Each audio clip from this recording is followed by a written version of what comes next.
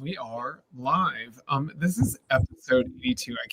Every time I say like these numbers in the 80s, I can't even believe that. But episode 82, leading yourself and others as an emerging STEM leader. We are really excited to have Diane Rigos joining us. Diane is a scientist, educator, consultant, and founder of Epistimi, a non-profit focused on leadership training for women in STEM.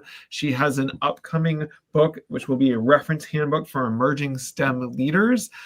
We are so excited to have you on, Diane. And as you know, we always like to start off asking our guests the question, what's on your mind? So what's on your mind? So that is a very tough question for me because I have so much on my mind, but I'll do my best. So it's really about this has been going on for a long time, but currently right now in this situation that we are in the US for science is not really a good place to be as a scientist.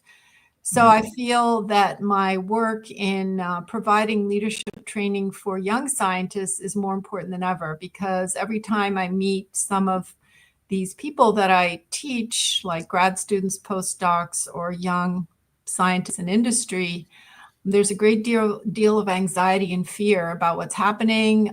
There's not enough funding. Funding has been cut. They don't have jobs. They spend 9 months looking for a job. It's a really tough time. So even though this was important before this crisis happened, it's even more important now. And so I'm really glad that I can be there for them and help support them to get through this difficult moment. Yeah, I'm seeing this too. I just was chatting with a friend of mine at a conference and asking how things were going with her PhD, and she was saying that she has 6 months worth of funding, and if she doesn't get the lab work done, and obviously she can keep writing after that, but she's like, if I don't finish my lab work by then, I don't know if I'm going to be able to finish my PhD, which is just a really sad state of things to think that people are stressing out about. I'm hoping that she would be able to find some way around that eventually, but that's a rough prospect that, It's very rough. And I think I have a son who's finishing his PhD right now. And so he's looking for postdoc positions. And I thought, when he started, I thought it's going to be so easy for him. First, he's a guy. And secondly, things are so much better now than they were for me. And he started his PhD during COVID, and that's a really hard time to start your PhD. You're so isolated. It's really been a hard road for him. And of course, because I'm his mother, he doesn't want any of my leadership training. So I have to skip that part. So speaking of that, I have a question for you on the importance of mentorship. Right. The young generation doesn't want to hear it from us, even though we got PhDs or gone to graduate school, but they do need mentors and examples. Talk to us about that. Yeah, I think in the end, you find that people reach out for mentoring when they have a crisis and they don't know how to deal with it. You cannot choose a mentor for a young person. So one of the things we do at the Association for Women in Science is we have what we call mentoring circles. Mm-hmm. So in a mentoring circle, you have 2 mentors and several mentees, like 4 to 6 mentees. So it's not an intense one-on-one situation, which I think makes young people uncomfortable. And the discussion is much more exciting because the other young people who are looking for mentoring can express their needs, so that the person doesn't have to, if you're an introvert, which most scientists, like more than 50% are introverts, then it's easier for you to get some mentoring a bit indirectly without having to ask. So let me ask a question to kind of get specifically into some of the stuff that I know you're really focused on. And I know you're connected with the Association for Women in Science, and obviously you've got Epistimi.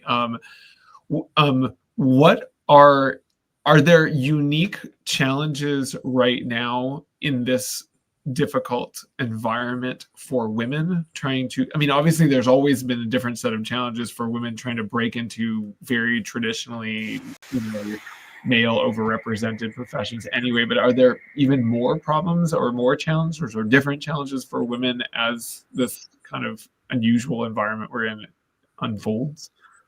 Well, I mean, I think the greatest challenge is that the government is banning any word of women or diversity in any organization that gets funding. And even organizations that don't get government funding are trying to conform. And so companies basically, we don't have to hire women anymore. So, what happened before where people were trying to get more women on board, because the critical thing is that to have a healthy environment for women to be creative and productive, you need a critical mass of about 30% women. Mm-hmm. If you have 30% women in a group, then the environment is really wonderful. And I can say personally, when I was a professor for 28 years, there was a time when my department of chemistry had 50% men and 50% women, and it was awesome. Mm-hmm. It was really, it was not for a very long time, but it made a huge difference. So I think the environment is more difficult right now for women. So I have a question, and this is a little bit off of that topic, but it has to do with something you were saying before about mentorship and people needing to be in a crisis, or often being in a crisis, and that's what pushes them to find the mentors. And I think we had this conversation, Jeff, Elena, maybe you remember recently which guest it was, but the idea that people feel like they should be able to deal, maybe this was last week, but they feel like they should be able to deal with the problems. And so they don't ask for help until it is a crisis, because they feel like, well, if I have to ask, then obviously, was I promoted, to, I don't want people to think I was promoted too quickly, et cetera. What's your take on that? Do you think that is the case, that people are free it's to really feel like interesting, because I was just reading a book by Mary Catherine Bateson, who was the daughter of Margaret Mead, who was a big anthropologist. Mm-hmm. And one of the things she wrote in her book, which was really interesting, it's called Composing a Further Life, was she talked about how in the US, because she spent a lot of time in Israel as a young person living in Israel. And she talked about how in the US, we have this thing of we have to be independent. Mm-hmm. And the other option is to be dependent. But she said there's a third option, and that's interdependence. Yeah. And she saw that live when she was living in Israel, how people helped each other out, and it was okay. You don't feel diminished if you need help and somebody else helps you, and you're going to help them later. So I think in the US, we do have this polarization in the field of dependence and independence as well. Yeah. So I also was wondering, especially like in a scientific, really like serious scientific community, they're so focused on the meaty, thoughtful problem solving that all the other stuff that should just come on its own, right? And this other stuff very often creates challenges. Do you see that? I mean, this is why we teach it. So just to go back a little, I started teaching this course at MIT 6 years ago, and the topics we talk about, and so at MIT, I teach men and women. So in my class, I have a mixed group, and we talk about things that nobody ever talks about. Mm-hmm. And in fact, one of the things we require is everyone to sign a confidentiality agreement so people feel comfortable in the space to talk about important issues that are bothering them. And they're so thankful on specific topics in particular that they can talk about, because they have these questions. They don't know what to do, but they don't know who to talk to about them either. Obviously, they don't feel comfortable talking to their mentor if they have a mentor. And so the classroom, so in my class, I have, mostly postdocs, but, maybe a third students and 2/3 postdocs. So we're in an era right now where pushback from traditionally privileged groups is unfortunately in vogue right now, in terms of like people calling out, well, why should this person get any benefits or whatever? This inability of people to see the privilege that they have from their, being a certain gender or a certain ethnic background or whatever. Do you experience, and I'm guessing the answer is yes, but do you experience that pushback in your classes, in your other work from, I don't know, let's say men who feel like they're, sort of like, call it male fragility in the sense of white fragility? Like, do you experience that sort of male fragility reaction? So that's a really good question. I feel that, there's definitely some of that happening, but what I feel is really important is that men and women are both provided with leadership training together and separately, because there's been research done that women really need to get leadership training in a special, safe environment that's only for women, but they also benefit from being in a mixed group, and so do the men. So we need to provide both, but the university can't provide this women-only environment, right? So so for that reason, it's really, I think, important to do that and to support the men too. So when I first started teaching this class, we actually had two separate, for one of the classes, we separated by gender. And so the male postdocs were running the session that had all the male students and postdocs, and I was running the session with the female students and postdocs. And so each group got a chance to have their own time where they can express things in a safe environment for them. I think everybody needs to have their needs met. And I really support doing leadership training with both men and women, but not in an environment where you have 90% men and 10% women. I think the healthy environment is you need to have a classroom with 50%, 50%, and which is what we have now at MIT. When I started, it was more 75% men, 25% women, but now we're at 50%.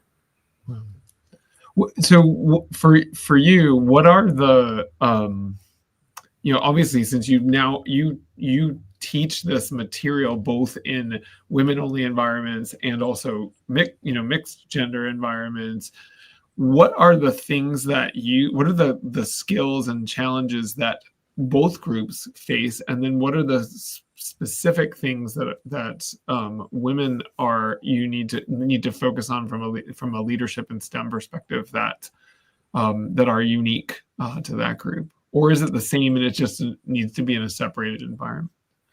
It's that they all have the same needs. It's just the solution is different for the different groups. It sort of goes along the entrepreneurship discussion that we haven't had yet. But for example, women do things differently in the lab than men in the lab. And it's okay because we both get results, right? I don't have to do my lab experiment exactly the way you do yours. And so again, I think women face similar challenges. I mean, the only big difference is the fact that women have this ticking biological clock and they want to figure out when they're going to have children, some of them, not all of them. Right. And so I always give the example. I mean, I had my first child while I was a graduate student at MIT, which was not commonly done. And there's no good time to have children. That's basically my message. And so you just have the children and then you deal with it. And I've had a child while I was working in industry. I had a child when I was a professor, and I had a child when I was grad student. There's no best time. And I have no regrets about having them at all these different times. And you just having a child is, you don't want to have regrets about that, I mean, my original plan was, I'm going to wait until the right moment. Right. But then it turned out life said, this is the right moment. Right. No, I think that's better. Yeah, so I have a question. in terms of leadership, men versus women, right? And I think specifically to standing up for yourself and speaking out. That's like being in all of these environments that you described, being a woman, I know. Let's talk about that one. How do you approach that, and how do you teach your female future STEM leaders to do just that? That is a great question. So my biggest thing is, and the reason I teach leadership is to help women gain their own power, because I feel that the system, the educational system and society doesn't really guide them that way. So so what I do, works for the men as well, is connecting them to their core self. So making that really strong connection to your core self, which emanates, once you make that connection, it sort of shines out of you, so to speak, and learning not to. So, I work on self-awareness, right? We do teach meditation in some of the classes, because I've been a meditator now for over 30 years. And meditation was something I came by accident because I was very sick. And so I started meditating for that reason. And it turned out to be the best thing that ever happened to me. So I encourage, and some of my students have started meditating, and it makes a huge difference because it helps you be perfectly present in the moment. And that has power compared to the person who's not there. So one of the things that I teach my students is you can never be great if you're not 100% you. So a lot of us have fragmentation due to our childhood or upbringing. So we have these pieces of our personality that are broken apart, and sometimes we sort of throw them into the closet and shut the door.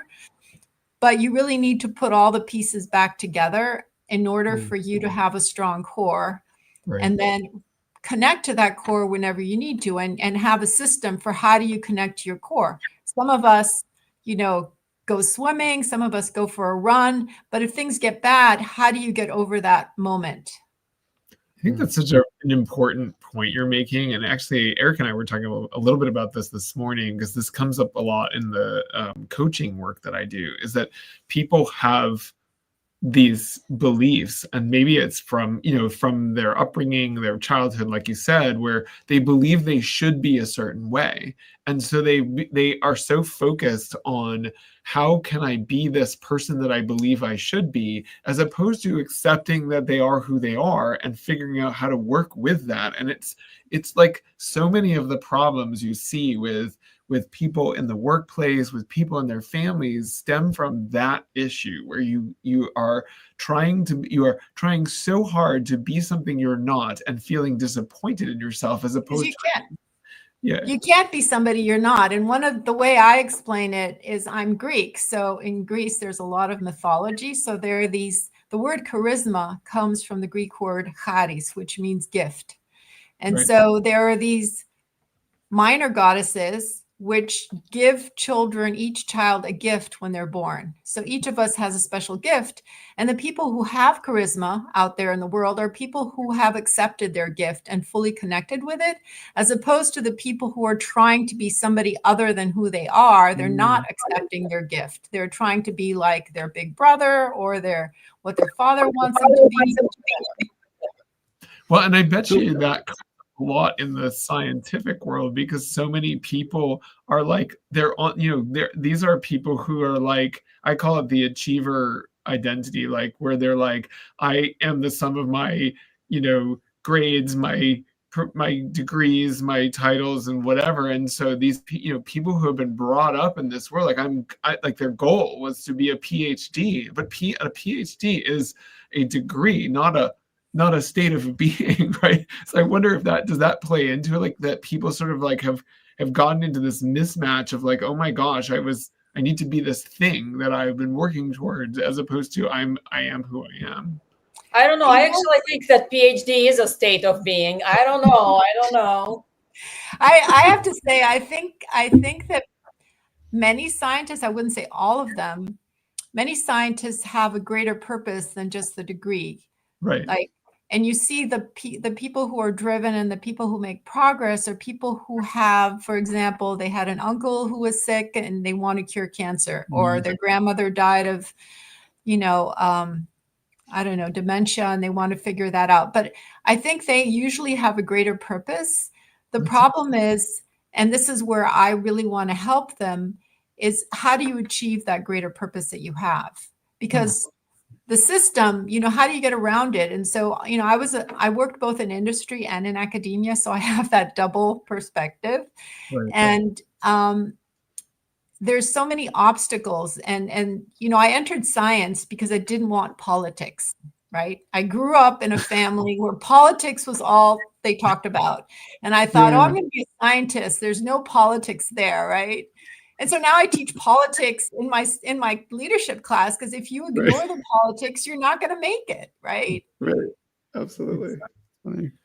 Well, so this is I'm going to do the ChatGPT is knocking on my door here to ask some questions. So, Diane, we always ask our guests, would you prefer I'm going to ask you two questions. Would you prefer thought-provoking first or absurd first?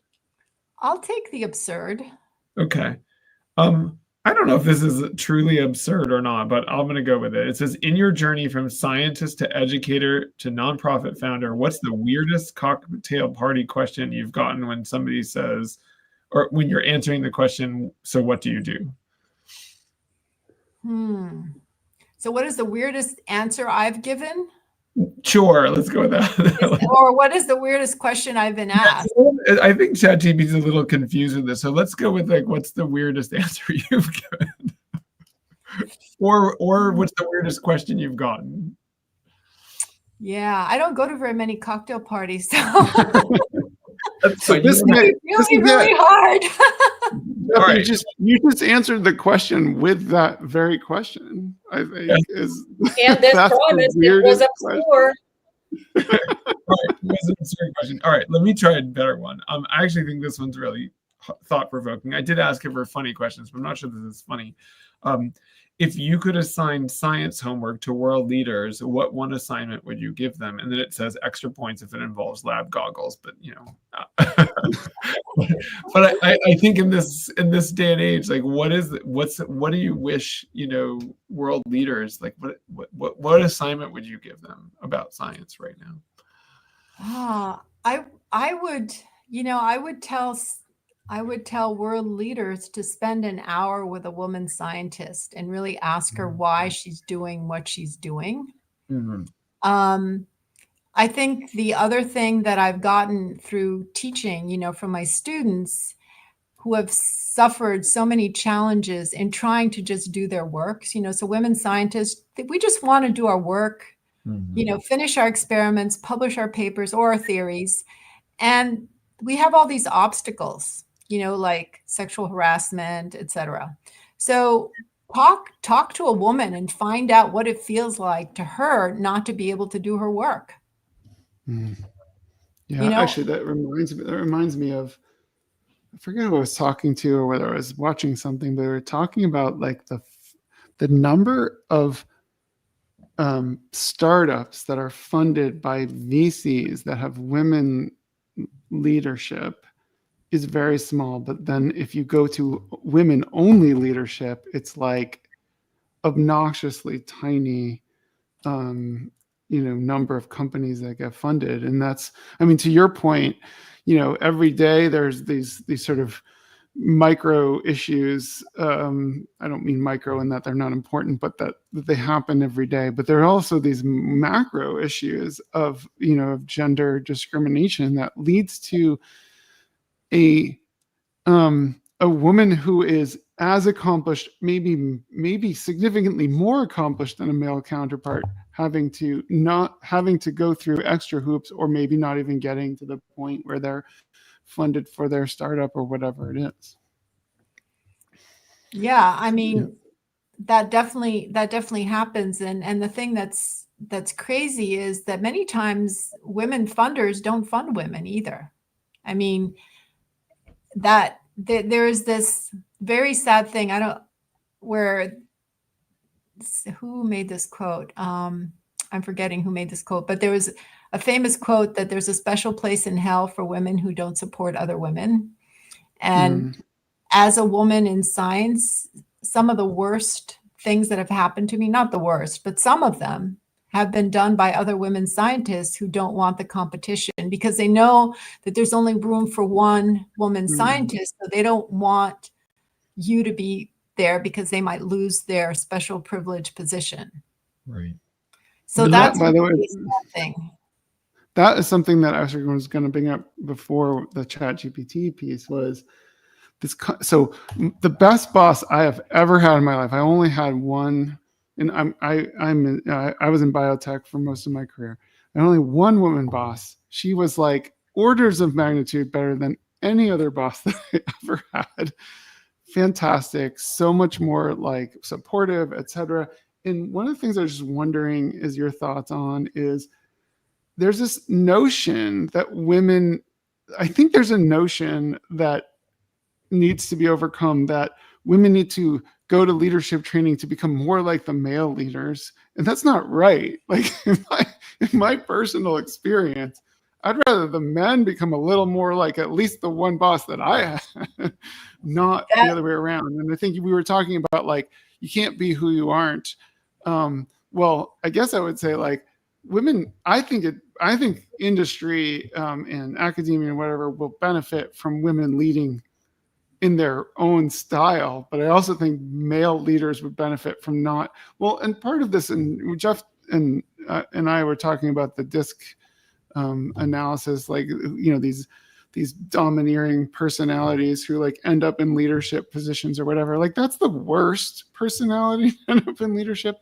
But I feel like, by the way, not only do we push women into those roles, into that kind of pigeonhole, we also push men who aren't naturally into that as well. Anyway, long-winded thing to say, you know, I think we could all benefit from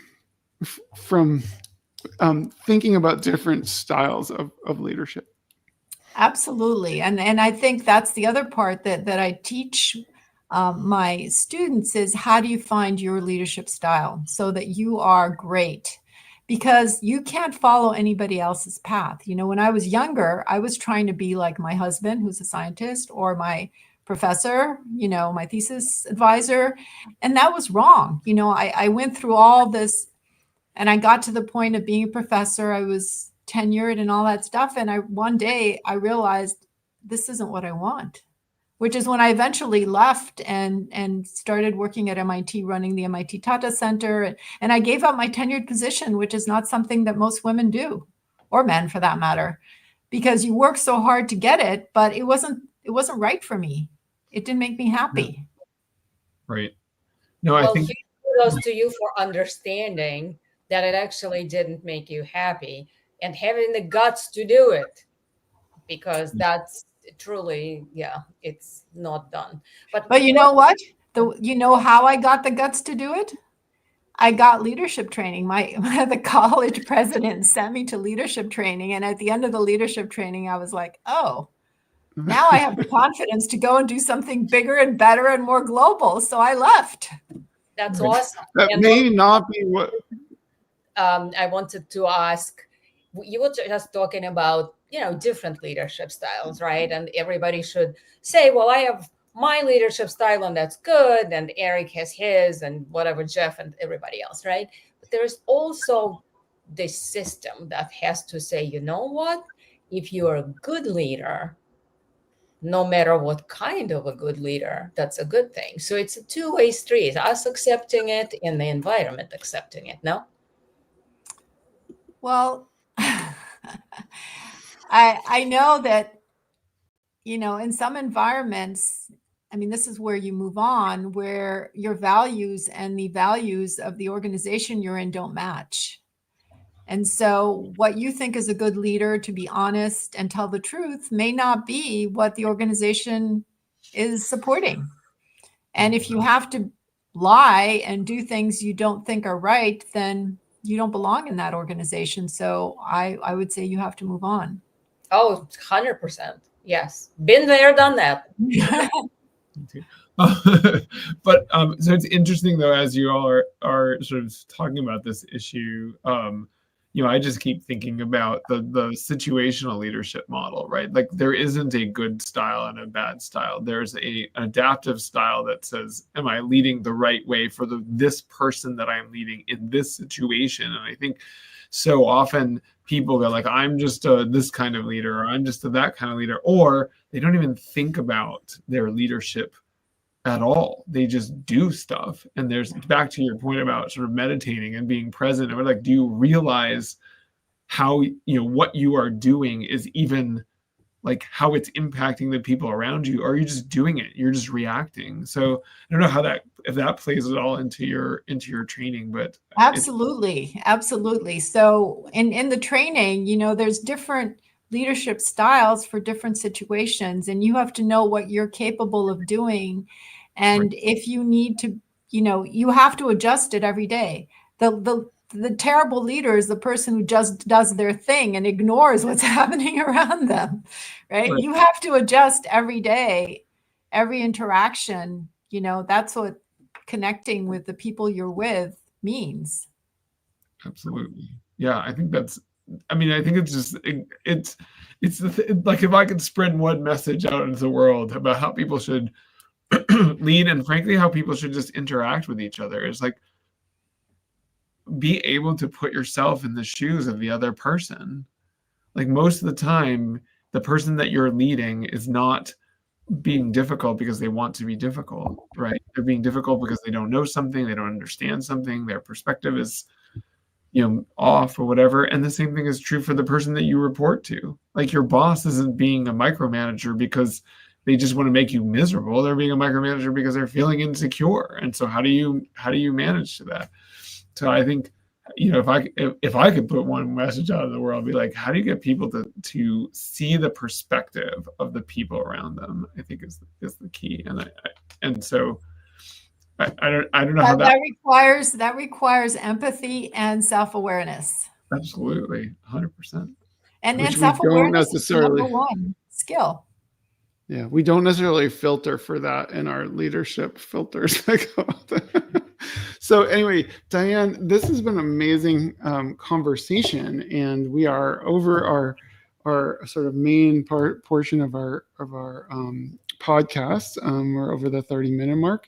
Before we go, what we'd like to do is have everybody go around and say one thing that they want to leave our audience with.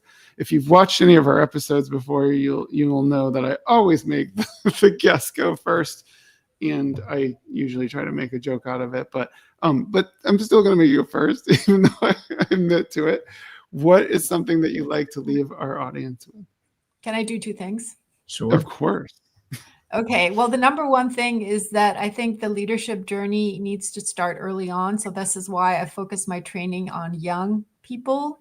Mm-hmm. Because as you know, it takes 10,000 hours to be great at something, right? 10,000 hours of practice. And if you take 10,000 hours of practice and divide it into 1 hour per day, that would be 27 plus years. So you really need to start now. I urge young people to take on leadership tasks without having a position of leadership. Experiment with little leadership. That's how you gain grow your confidence. So I think those are the most important things that I would leave my audience with. Awesome. Well, thank you, Diane. And actually, I'm going to break protocol for a second. I'm going to ask you one more question before I give my one thing, which is, tell us about your book, because I promised we would talk about it, and we got so deep into the conversation that I forgot to ask. So tell us a little bit about your upcoming book and what that's going to be about. Yeah, so my book is really something to go with my course, because when took all my leadership courses while getting an MBA and getting my leadership training. And there just is no one book. I've read hundreds of books and articles. And so what I've done is I've synthesized the most important things that I think matter to both women and scientists and men, obviously, and put them together so that it's like a map, a multidimensional map, so that you can find your way quickly and easily. So I'll give you one quick example. I love teaching about conflict because most people dread conflict. And to me, the big message is, okay, conflict means that something hidden has come up, and it means change is going to happen. So take advantage of this opportunity. And so it's about, so my chapter on conflict sort of helps people focus on that. It has a breathing technique to how do you sort of calm yourself down if you get upset, but I don't have any stories. My book is not about my personal stories. My personal stories are in my actual real classes. And the book is more about all the techniques that I have found to be most valuable. And I give a lot of equations as a scientist, which I think are easier to remember. Awesome. Well, terrific. Well, we can't wait to get a chance to read your book and hear all the stuff you have to bring to this conversation. The other question for you before I do my one thing is, and I'm going to put it up on the screen, what's the best place for people to reach you? Yes, so either LinkedIn or my email, angeliki.rigos@epistimi.org. Those are two things. But yeah, LinkedIn is great too. Perfect. And now I will jump in with my one thing. And I think, the one thing that I will pick up on is the point you just made, which is we need to train people in leadership from the very beginning. And even people who aren't managing other people, we need to train, like this idea of, that you talk about, I know about leading yourself is really important to train people how to do that, because we spend, whatever, years and years training people how to do whatever it is they're going to do, the science. And then we're like, just figure out how to lead yourself and lead others and whatever. And not, it's, surprise, it doesn't work that well. So that's the one thing I would leave people with, and I will pass it to Elena. Yes, certainly. And for me, creating the environments that are accepting of different leadership styles, and just kind of making a point of creating those environments, because that's literally how diversity can be raised organically, right? And I'm going to build on that in the sense of this, the leadership style in terms of, well, what you were talking about before, Diane, of you were talking about charisma before, about being who you are, understanding what your gifts are, etc. And like you need to lead in your style that makes sense for you. To Jeff's point, also lead in a style that makes sense for you and the person you're leading. And I think that's something that unfortunately isn't well understood in a lot of at least corporate environments, where it's more like it's my way or the highway, or leading is about telling, not about helping people to expand their capabilities and grow. So I really appreciate this fantastic conversation. Thank you for joining us, and we happily love to hear from you in the future about everything that you're doing, and when your book comes out, we'll be very interested to see that. Thank you, Jeff, Eric, and Elena. By the way, I have 2 children that are named Eric and Jeff. Oh, well, that's cool. But they're not twins. No, they're not twins. That's okay. We accept that they are not twins. Thank you. Thank you very much. Bye.